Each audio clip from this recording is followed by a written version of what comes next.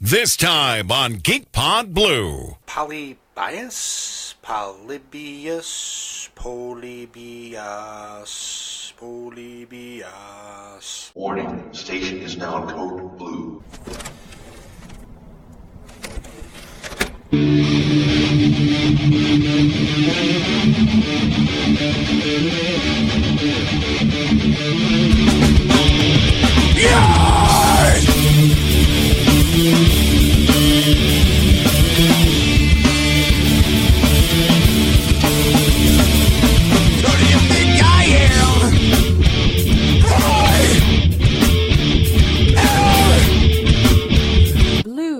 Hello, and welcome to this week's edition of the GeekPod Blue. I am your host, Hugh, and I have not watched nearly enough scary movies so far this Halloween season.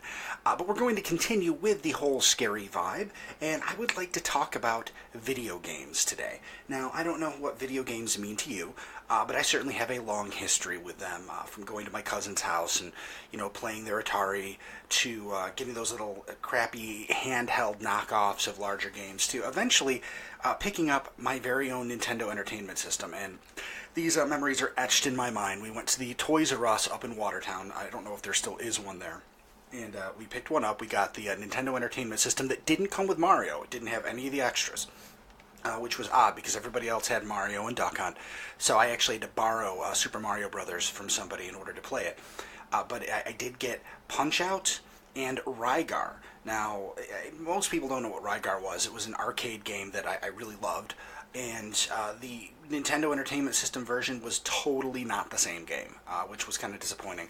But I did also spend a lot of time playing it regardless, and also played a ton of Mike Tyson's Punch-Out. I know it's not called Mike Tyson's anymore, but it was when I first played it, so that's forever etched in my mind. And I can remember myself and my uncle playing those games for hours on end, and it just created such a love of video games in me that, that it continues to this day. I'm going to be 41 in just a few short months, and I still spend several days a week, multiple hours a day playing the Elder Scrolls Online. So certainly video games are a big part of my upbringing, and I have a feeling that this generation that is going to be taking over for the older generation, it's not going to be weird for somebody in their 60s or 70s to still be interested in video games now, especially considering there's so many casual games that people play on their phones. But even more so, the generation that's going to be in their 60s, in a couple years, grew up on video games. So while people have always said, "What, you're still playing video games? Isn't it time for you to grow up?" I think the norm is going to be, of course I'm playing video games. That's what we do. There's going to be a bunch of old farts playing Call of Duty, swearing at each other with outdated curse words. Now, I didn't want to just talk about my history with video games. I actually wanted to talk about something that came across my newsfeed this week, and I found it very interesting. Now, there's an urban legend about an arcade game called Polybius, I believe. And I'm just going to kind of give you the details. Now, the story goes that in 1981, in the city of Portland, a new arcade game showed up in a local arcade. And people started playing it, and it was incredibly addictive. There would be lines around the machine. People would fight to play it. And two people, either, depending on the version of the story you hear, got sick or dropped dead while playing this game. Now, people say that there were men in black from the FBI who would periodically show up to gather information from this arcade game. And the rumor began that this was somehow some kind of a secret government experiment in mind control. Very interesting, right? Shortly thereafter, after the people became sick from playing the game, the arcade game disappeared, and it was never seen again. Now, I can understand how a legend like this would be created. I don't know how many of you remember the heyday of arcades, but my memories are walking into not an abandoned strip mall, but sometimes pretty close. And sometimes the arcades were in the back. The windows were all smoked over because you could smoke in arcades and anywhere you wanted to back then. You walk into the place, sometimes it smelled of stale beer and piss. There was still a haze in the air, kind of like a really crappy bar. And there'd be the kids playing games, there'd be creepy adults hanging around, a lot of drug deals happened at arcades. It was a very scary, but also exciting time, because that was a place you would go to play video games, and also, yeah, it was edgy, it was a little dangerous, and I think people got a thrill out of it. Now, this was prior to the big arcade boom. I mean, they were getting there. Pac-Man and all those were on their way and going to be a big deal. But it was prior to Street Fighter 2 coming out and, being the biggest thing ever, which really created the heyday of arcades. And oddly enough, when it was released on home consoles, after that, I think that's pretty much when arcades started their downhill trend. So the same game responsible for both the highs and the lows in the arcade industry. Go figure. Now, that was the environment we're talking about. So you can imagine it's very easy for whispered rumors to lay root in people's minds and this urban legend to develop. Now, interestingly enough, there are no actual there's no actual documentation of the game in 1981. Now, on February 6, 2000, an entry for Polybius was added to the listen to me, it's been a long week. It was added to the arcade game resource website, coinop.org. Now, the entry mentions the name Polybius and a copyright date of 1981. Now, there's no record of there being any copyright like this, okay? And the author claims that they were in possession of a ROM image of the game, which had extracted fragments of text, including 1981, I'm going to butcher this, Sinislochen, which is some basically German of some sort. Now, basically, this entry started this entire urban legend, because unless you were in Portland at the time, you probably wouldn't have heard of it. This kind of brought it to the national field. There were articles sent to some of the gaming magazines. It received a lot of attention in September 2003 in an issue of GamePro because they had a feature on stories, basically, or video games called Secrets and Lies, and it basically said the existence of the game was inconclusive. Snopes also claims to have debunked the existence of the game as a modern-day version of the 1980s rumors of Men in Black, saying that never happened. Now, here's where it gets more interesting, and it's kind of like life feeding into a rumor and becoming something else. There were some people that got sick in 1981 in an arcade in Portland. That actually happened. Now, there were two people that this happened to. One of them collapsed with a migraine after playing an early version of Tempest, which, if you're not familiar with that, that's a vector graphics arcade. I think it's a racing or a shooting game, or both. So it's very flashy and everything. Another one suffered stomach pain after playing Asteroids for 28 hours in a row in a filmed attempt to break a world record at the game. Now, this happened within a week of each other, which, if this had happened within a year of each other, it would have been a big deal anyway, and rumors would have started. But within a week of each other, that was a pretty big deal. And then all of a sudden, a few weeks later, the FBI really did raid a bunch of video game arcades in the area. It was 10 days later, and the reason for that was that they suspected that the arcades were being used for gambling, whether it was on the games themselves or just as a facility to facilitate other types of gambling. I'm not sure. But it seems like, parts of the story are true. People did get sick, and the Men in Black did show up. However, there might have been a different reason for that. Now, the game itself has never actually been located. Nobody knows for sure if this really is just an urban legend, or if it is somebody taking some disparate events that were close but not connected and turning it into a really great story, because it is a great story. I mean, it's so great. I mean, we've had movies based on this, like The Last Starfighter, about the government putting a secret arcade game to test people into an arcade. I mean, that's something that's actually been used. It certainly makes you think, considering that our government has been accused of so many different nefarious things. Have they actually used arcade games in some way to affect us or gather information or something along those lines? I can't imagine that they haven't. I mean, can you? Some other evidence to say that this probably isn't the real deal is the German word that I cannot pronounce. Really looks like it's the kind of word that a non-German person would come up with if they tried to combine two different words using an English to German dictionary. I guess it doesn't really make sense. I can't find an actual translation of it, but apparently linguists say that it's not a real German word, so most likely this was something that somebody made up.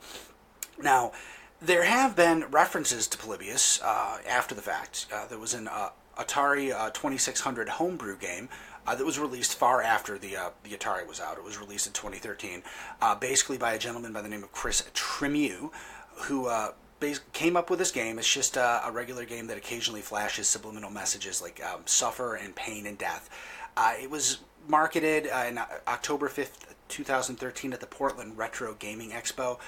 Just to, because people like that. They like to have new games come out for old consoles. It was just kind of a joke. There's also something coming out for the PlayStation 4. Now, it's a PlayStation VR game. It was added to the PlayStation... I cannot talk today. To the PlayStation Store on May 9th, 2017. It certainly said... Originally, the guy that created it said that he was permitted to play the original game in a warehouse, and he later walked that back, saying it was inspired by the urban legend, but he did not attempt to reproduce its alleged gameplay. Of course, how would you reproduce that if nobody's ever actually seen it? It's also showed up in a few other places. Polybius was in the background of a Simpsons episode years ago. It's shown up on the Goldbergs. It's in the comic book Batman Incorporated #1. It's one of those things that just kind of shows up. It's even an integral part of a game which I've heard is awesome, or not a game, a video series hosted by The Escapist called Doomsday Arcade. I've never actually watched any of The Escapist stuff. I've seen that they have a game online, but certainly they're one of the more prolific groups in the whole social media aspect of video gaming, especially with their, The Escapists and then The Escapist, Walking Dead, and all that. So they're the kind of people who would be aware of this urban legend, would certainly use it to their advantage. I say, it's a fascinating story, and it kind of, makes me pine for the days when I could walk to the back of a strip mall, walk into a somewhat seedy room, and throw a quarter in my favorite arcade game and go to town. Those days are completely gone, and unfortunately urban legends like that, urban legends, they've become creepypastas because everything has to be online these days. So while we certainly have moved forward, I miss the days when I could go into an arcade and play my favorite arcade game, and I'm curious as to what your favorite ones were. For me, my favorite arcade games of all time were the Star Wars and Empire Strikes Back vector graphics space simulators, the ones with the crazy wheel joystick, which they've tried to... It's been released a couple times in emulation form, and on one of the Star Wars games, I bought it, and it was actually hidden for beating the game or something like that. You just can't play that game on anything but that specific control input thing. It just doesn't work. The other one was Spy Hunter. Come on, the theme to Peter Gunn, blowing stuff up, that was just an amazing game, and I could play that forever. I would love to hear what your guys' favorite arcade games are, but... I think this was a great story, keeping in theme with the Halloween season that is upon us. And now we're going to get on to some news for your ears.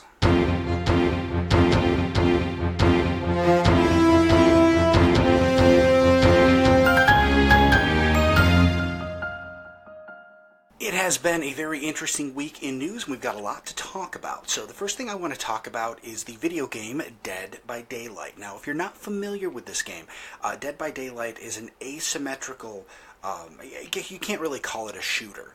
It is a first-person game of sorts, but it's not really a shooter.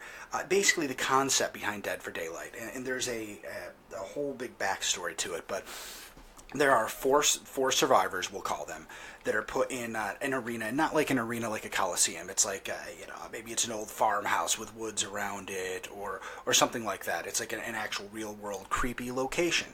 And they are being stalked by a serial killer. Now, serial killers from throughout history have been brought to this place. There's several of them. They all have different powers and abilities. And one person plays the serial killer and everyone else plays the survivors. Now, the serial killer is super powerful, but they play in first-person mode, so their field of view is limited, which handicaps them a little bit. The players are played in a third-person view, so they have a much better view of their surroundings, but they're also quite weak. Now, they can use things in their environment to try to fight back, and the whole concept of the idea is the killer has to either kill everybody or put them on these hooks, which, you can be saved from if you're put on one of the hooks. Another survivor can come along and save you, but you try to survive long enough so that a door opens so that you can escape. And then you do it all over again. It's quite an impressive game. The critics love it. I have played it myself. I own the game, and it is pretty fantastic. Now, they've gotten in the habit now of releasing actual movie killers into this game. The first one was Michael Myers, and Michael Myers came along with a new survivor, which was Laurie Strode, who looks just like she did in the movies, and a new level, which was basically Haddonfield. So it's, city blocks, houses, and things like that. Very cool, and you actually can either be running away from Michael Myers or be playing as Michael Myers. They followed that up with Leatherface. Now, I have not purchased the Leatherface downloadable content yet.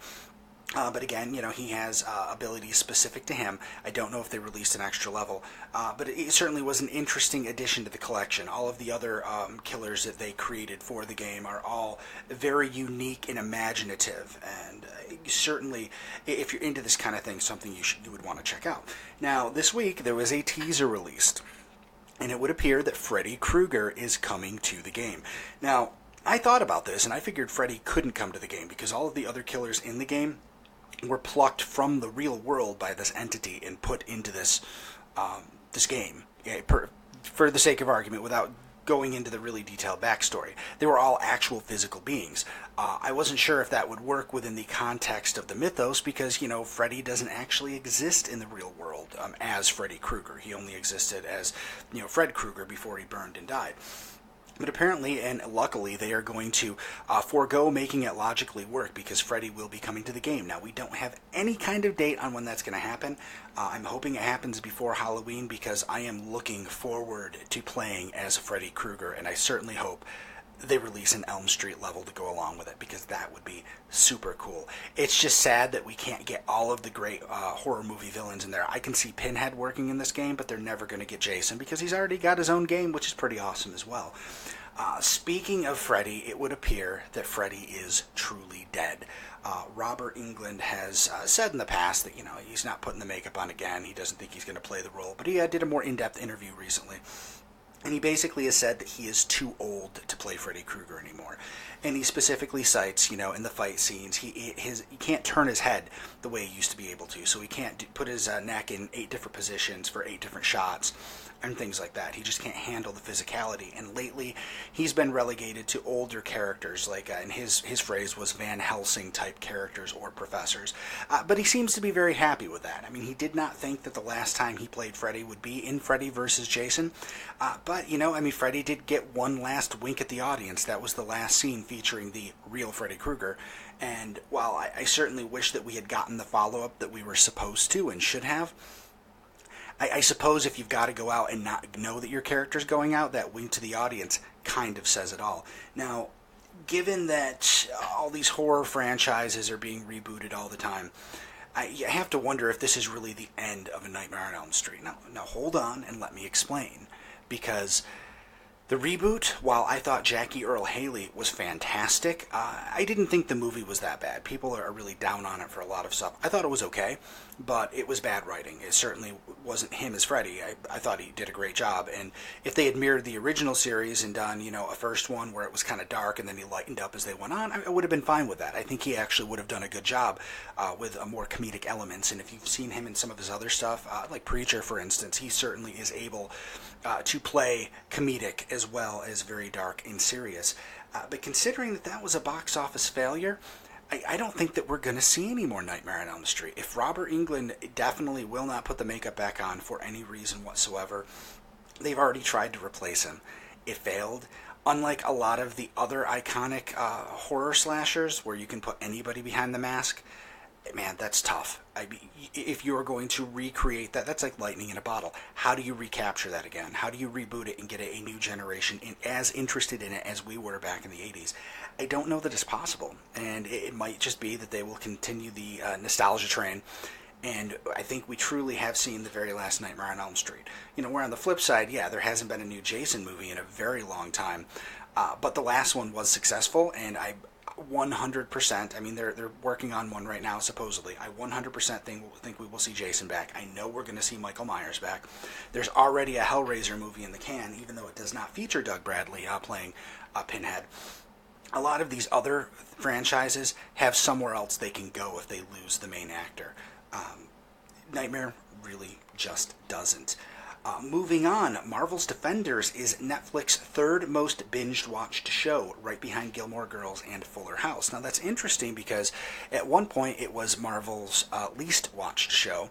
Now it is Netflix's third most binge-watched show. So that kind of tells me that the numbers for Defenders must have improved since that initial month when they put it out. Now, my guess on that would be a lot of people didn't watch Defenders right off the bat because, like many people I know, they hadn't finished some of the other Marvel TV shows, and they needed to catch up before they could watch that.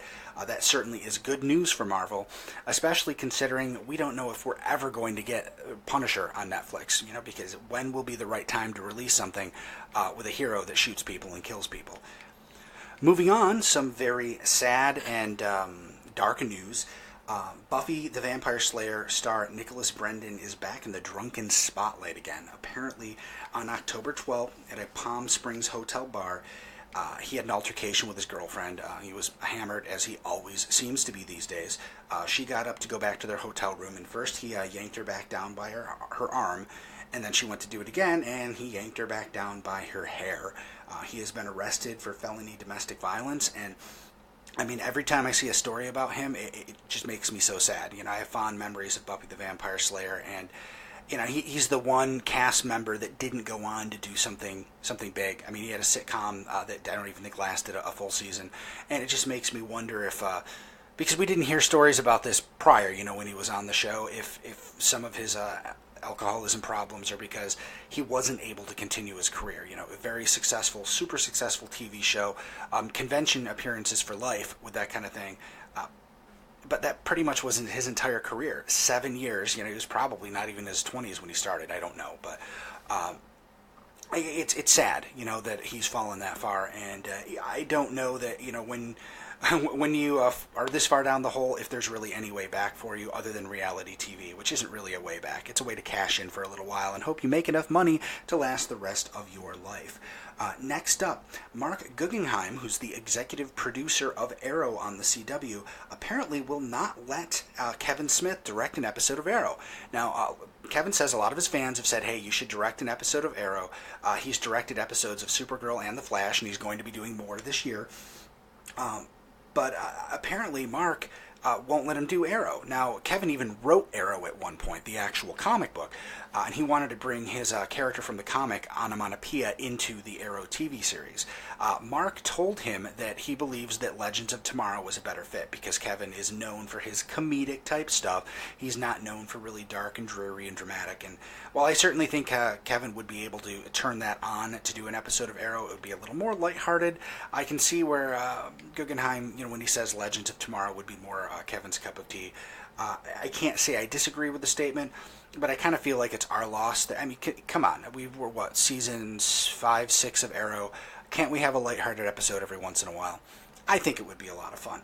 On an interesting aside involving Kevin Smith, he came out this week and said he's going to be donating the residuals, from all future residuals from his movies, the movies that were handled by the Weinstein Company and Miramax and all that, because of all of the stuff coming out about the Weinstein Company. He's donating all of those future residuals to a charity that helps women in Hollywood, equality, things like that. I forgot to write down the name of the charity, but I thought it was quite interesting. Some people said to him, well, you should give all that money back. And, and he said it himself. He's like, it's pretty much my entire career. He started with them. That's how he got started. When he says he's donating those residuals, that's just about everything he's done, which is crazy. And he said, he feels bad because it's like, his entire career, everything he's created is now kind of tarnished by this company and their practices. And he said, well, I can't, donate all of the money I've made. He said, do you know, where the money you made 20 years ago is? You spent it. It's 20-year-old money. It's gone. But since he works in movies, and movies are a very cool thing where you continue making money on them forever, he said he's going to donate all future monies he's paid for those films to this charity. I think that is certainly a stand-up thing to do. It's possibly more than you should expect, considering the fact that just about his entire catalog was handled by, the Weinstein Company and Miramax. So I certainly think he's going to be taking a big cut in his residual paycheck, almost down to nothing probably. And the fact that he's willing to do that and stand up for something he believes in shows the kind of guy he is. Finally, and I am definitely not making this up, on October 22nd, there is going to be an examination certification test at the Koga Ryu School of Ninjutsu in Tokyo. This is basically a ninja test. There's going to be a ninja certification test open to ages 5th grade and up. So if you are studying ninjutsu, you can go and become a certified ninja. That almost blows my mind. And I think, what, first of all, my cats would rock that shit, but so would my wife. But hey, that's just my opinion. Your mileage may vary.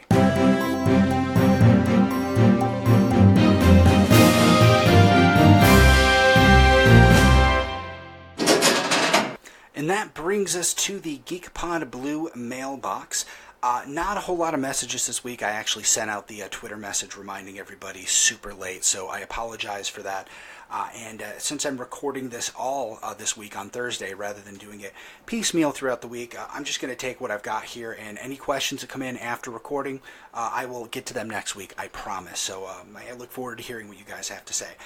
First of all, and last of all, apparently this week, Nick Mormon, Webcam Nick, writes in. He says, am I going to see you guys at Syracon this weekend? Can't wait to be on the show again. Well, Nick, I think we're going to have a presence. I am guessing that the B team of Andrew and Laura are going to be there this weekend. I know that I attempted to get the time off from work. I was going to actually switch my Sunday with Saturday with a coworker who needed Saturday until I found out that this Saturday is when we're going pumpkin picking. So my wife told me absolutely not. So I am not going to be there. I will be working all day. I know Paul has to play football, and I believe he might be showing up later or not. I'm not sure. But we're going to, I make sure that, Andrew and Laura generally are at events if we're not able to. So there'll be some kind of presence. And if we can get them one of the recording setups, we certainly could have them record some stuff and get you on the show. We can't wait to have you on the show again as well. Next up, he says, I was on that dark ride at Sylvan Beach. I hated it. Would you go on a dark ride or ride a roller coaster? Really, Nick, you hated it. I wish you'd given me more details because I would love to know why you hated it. Did you hate it because it scared you? Did you hate it because you're, a big man baby and things like that just frighten you and terrify you too much? Or did you hate it because you thought it was lame and boring? I certainly won't pretend to say that Laughland is as terrifying as it pretends to be. It's really all for fun. And I enjoy it because of its nostalgia value. As to whether I would ride a dark ride or a roller coaster, that's easy. Definitely dark ride. Do not like roller coasters. I used to be able to handle that roller coaster at Sylvan Beach, because it's a really small one, but I do not like heights. I am very terrified of heights. I don't do them. In fact, I went on a tall-ish water slide this summer with my family at Enchanted Forest, and I was freaking out the entire time we were waiting. It was the big one where everybody can get in the a big round tube, and I was terrified. So yeah, there's a lot of things I'm not scared of, but heights, don't like them. Don't do roller coasters. Don't need to be swung around like that. I think the people that can do that, more power to you. It's just not me. So definitely I will always choose a dark ride over probably just about anything else. Next up, he says, if you haven't seen the Bad Panther trailer yet, I think he says, if you haven't seen, I think he means if you haven't seen the Black Panther trailer yet, it's so awesome. I saw the first one. I did see that a new one came out. I have not had a chance to watch it yet. It's been a busy week. I will certainly take your word for it, and I plan on catching up on that this weekend. Finally, he says, and are you excited to see Cloud City's new location downtown? I know I am. Nick, I am thrilled. I am imagining that we're going to have the opportunity to go down there and record at some point. So I am looking forward to it. It's certainly a happening area, and having our favorite comic store in a place that has historical significance, I think is super cool. So I am certainly looking forward to my chance at that. And while I was talking here, Nick sent another message in. He said, I'm looking through my footage and I have no idea who Michael is. This is going to bug me now. I mean, I could certainly understand that, Nick. I think you took footage of just about everybody at that convention. I have no idea. I mean, people walked by, they waved, and even when you weren't standing there, I think you had stuff recording. So, dude, I don't know what to tell you. That's just crazy. I don't know how you even, pick that out. It could have been anybody. It could have been somebody in costume.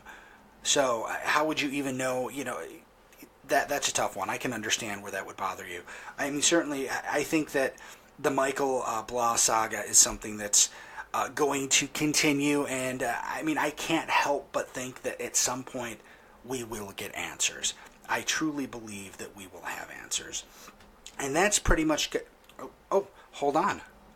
I'm getting a text message. It seems like somebody sends me a text message every single week while I'm recording the show, and I just, ignore it and wait until the show is over to look at it. But I decided that, if I get text messages from a certain someone, I am going to just start reading them on the air, because why not? It's my show. I can do what I want. And it seems that I have a text message from Paul. Text from Paul, text from Paul, everybody loves to get text from Paul.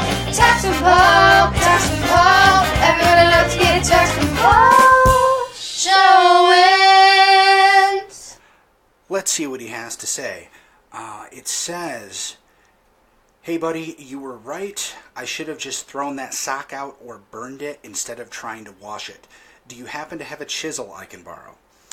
Well, I don't know, Paul. I'll have to check and see if I have a chisel. If not, I believe you can make a paste out of baking soda, vinegar, and rubbing alcohol, put it all over the sock, and then try to shimmy a butter knife underneath the sock, and you should be able to pry it from the washer tumbler wall. I hope that helps, buddy. Text from Paul, text from Paul, everybody loves to get text from Paul. Text from Paul, text from Paul, everybody loves to get text from Paul Showens. And that is going to wrap things up for this week. Make sure you guys tune in next week when I'm sure I will have pumpkin-stained fingers and pumpkin seeds between my teeth. Until then, tuck and roll, kids. GeekPod Blue is a GeekPod Network production. Executive producers Paul Showens and Hugh Allen. Concept created by Paul Showens and Hugh Allen. Intro is Opportunity by Jamus Breed. Closing is Bucket by Jamus Breed. Both licensed for use by Dennis Johnston. Want to help the show? Leave a 5-star rating on iTunes. GeekPod can be reached at contribute@geekpod.com or send us a tweet at GeekPod. That's G33kpod. You can also find GeekPod on Facebook and Instagram. G33kpod. That's G33kpod.